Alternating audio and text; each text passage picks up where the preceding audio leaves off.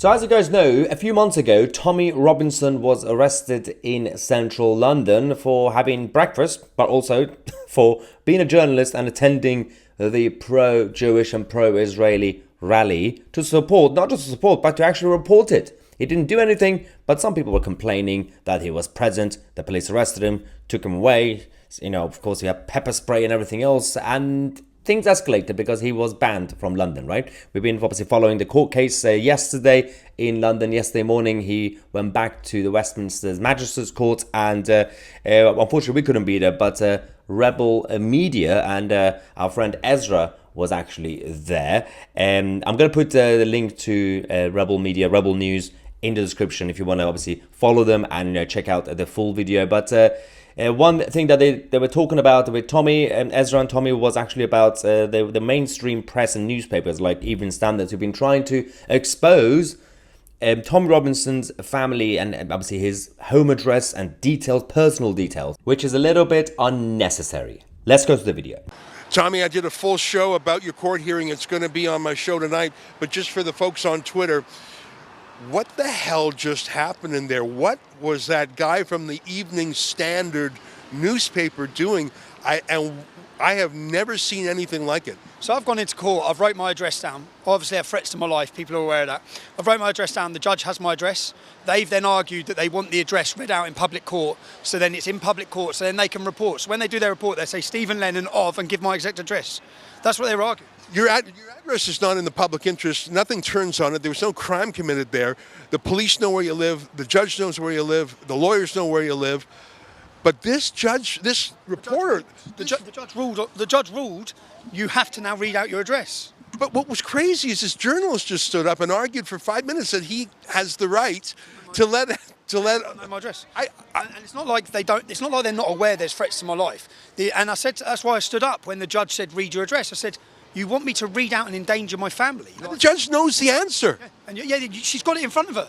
So again, this case is nothing to do with a dispersal order. This case, that incident there is nothing to do with justice. It's to do with damaging me, to endangering me.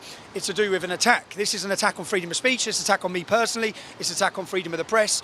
It's total control. As I said, I have to leave. Ezra, I'm meeting someone now, yeah, who's in London to do a podcast. Yeah, Katie Hopkins. She's not. But I have to leave London.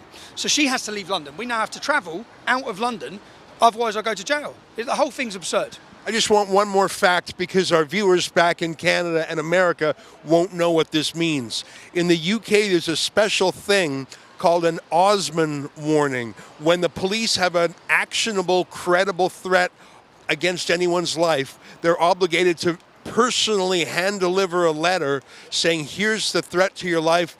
Don't say we didn't tell you. You've received 12 of those hand-delivered death threats from the police. I've received 12. My ex-wife has received 3.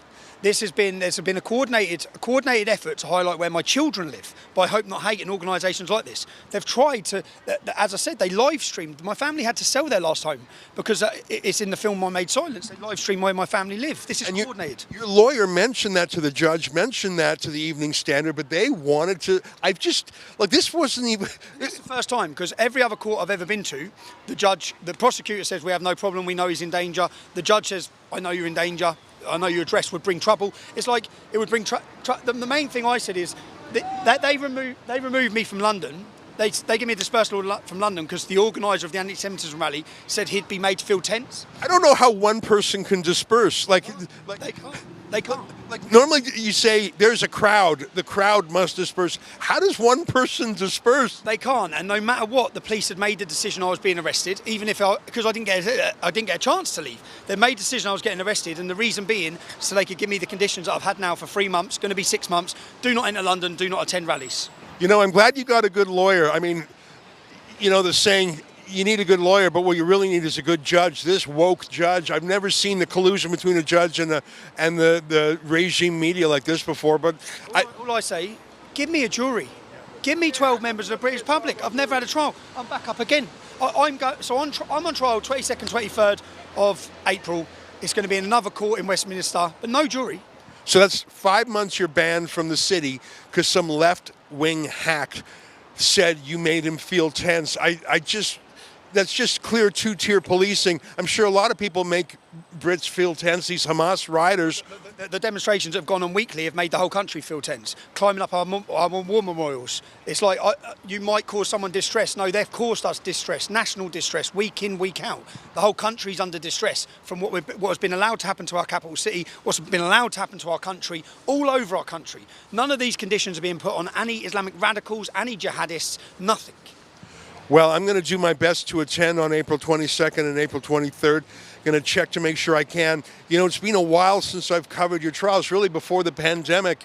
I remember now how infuriating they were, because I would sit in court with all these other journalists. There's a guy from Press Association. There's a guy from the Evening Standard. There was a couple guys who didn't want to tell me their name. And I just know when I read their coverage today, it's going to be like they were watching a totally different movie than me. The problem is, you've read the police statements. They're lies. They say that I was going to escape justice and I was trying to. There's 30 cops on you. You're handcuffed. They say I was trying to flee. But what they do is, when it gets to trial, they'll read out those statements, or the police officers will say those things. The papers will then run, Tommy Robinson tried to attack police officer and flee, yeah? And then when I get convicted, the media will pump that. And that's what happens. Time and time again.